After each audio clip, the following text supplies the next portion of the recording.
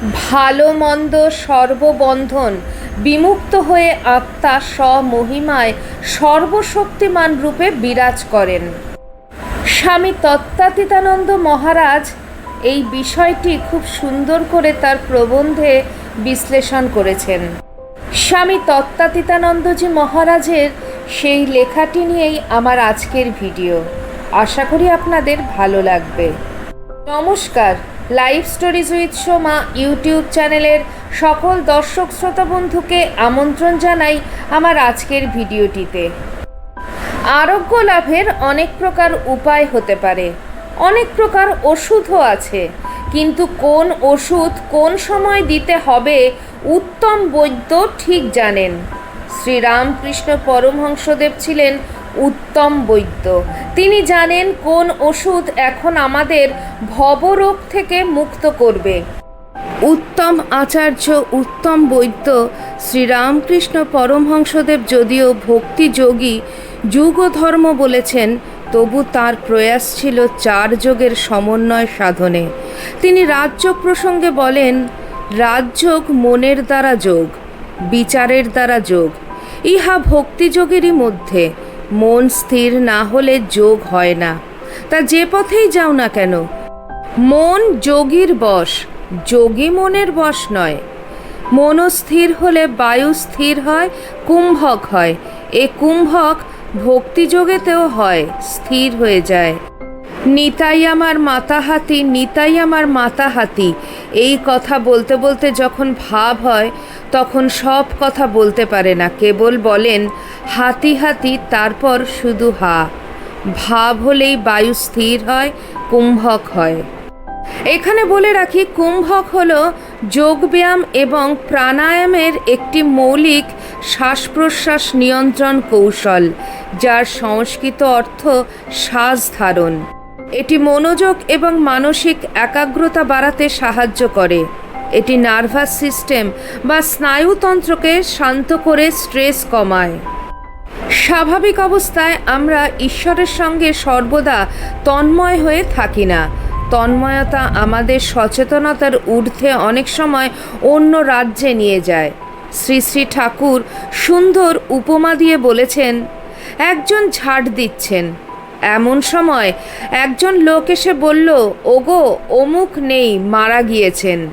যে ঝাড় দিচ্ছেন তার যদি আপনার লোক না হয় তাহলে ঝাড় দিতে থাকেন, আর মাঝে মাঝে বলেন, আহা তাই তো গো, লোকটা মারা গেল, এদিকে ঝাঁটও চলছে।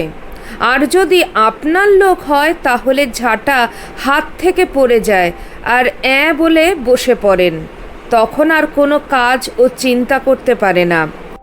যোগীরা পরমাত্মাকে সাক্ষাৎকার করতে চেষ্টা করেন, উদ্দেশ্য জীবাত্মা ও পরমাত্মার যোগ। যোগীরা বিষয় থেকে মন সরিয়ে লয় ও পরমাত্মাতে মন স্থির করতে চেষ্টা করে। তাই প্রথম অবস্থায় নির্জনে স্থির হয়ে অনন্য মনে ধ্যান চিন্তা করেন। যোগ হলো চিত্তের যে সকল বৃত্তি প্রতিনিয়ত উঠছে এবং মনকে বিষয়াসক্ত করে চলছে, সে সকল বৃত্তিগুলিকে প্রতিরোধ করা।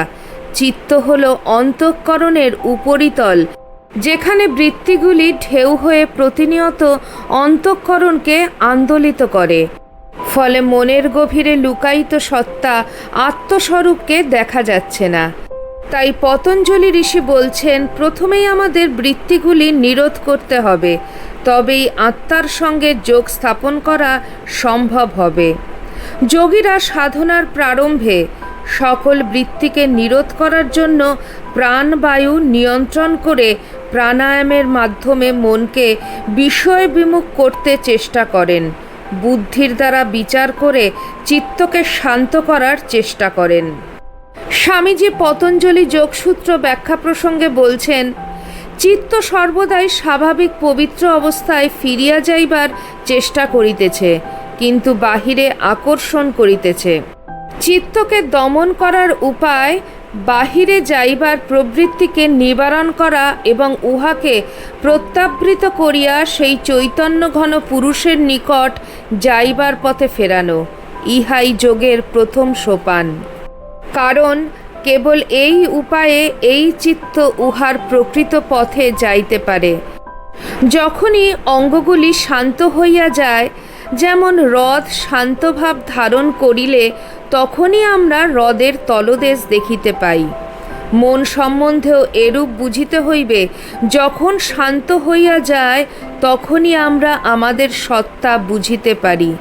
তখন আমরাই ওই তরঙ্গগুলির সহিত নিজেদের মিশিয়ে ফেলি না। যোগ অভ্যাস দ্বারা ক্রমাগত ইন্দ্রিয়গুলিকে সংযত করতে চেষ্টা করা হয়। মন শুদ্ধ তো সব শুদ্ধ। আমাদের ক্রমাগত শুদ্ধ হতে চেষ্টা করতে হবে। অনবরত পবিত্র চিন্তা আমাদের শুদ্ধত্বের দিকে নিয়ে যায়। সংস্কার আর চরিত্র কতগুলি অভ্যাসের সমষ্টি মাত্র। সর্বপ্রকার সংযম শক্তি বলে পুরনো অসৎ প্রবৃত্তিগুলি এবং সৎ প্রবৃত্তিগুলিও চলে যাবে। এভাবে সদাসৎ প্রবৃত্তিগুলো পরস্পরকে অভিভূত করে ফেলবে। ভালো মন্দ সর্ববন্ধন বিমুক্ত হয়ে আত্মা স্বমহিমায় সর্বত্র সর্বশক্তিমান ও সর্বাজ্ঞারূপে অবস্থান করবে। উপনিষদ ও বেদান্ত দর্শনে বলা হয়েছে, যখন আত্মা সমস্ত জাগতিক মায়া, অজ্ঞানতা এবং পাপ পুণ্যের ঊর্ধ্বে উঠে পরম সত্যের সন্ধান পায়, তখন সে তার প্রকৃত ও শাশ্বত রূপ উপলব্ধি করতে পারে। এটি হলো আত্মার স্বমহিমা বা স্বরূপে অবস্থান, যা অসীম এবং সর্বশক্তিমান। শ্রী শ্রী ঠাকুর বলেছেন, যখন মানুষ বিচার বুদ্ধির মাধ্যমে নিজেকে দেহ, মন বা অহংকারের ঊর্ধ্বে আবিষ্কার করে, তখন সে বুঝতে পারে যে সে আসলে সচ্চিদানন্দ আত্মা।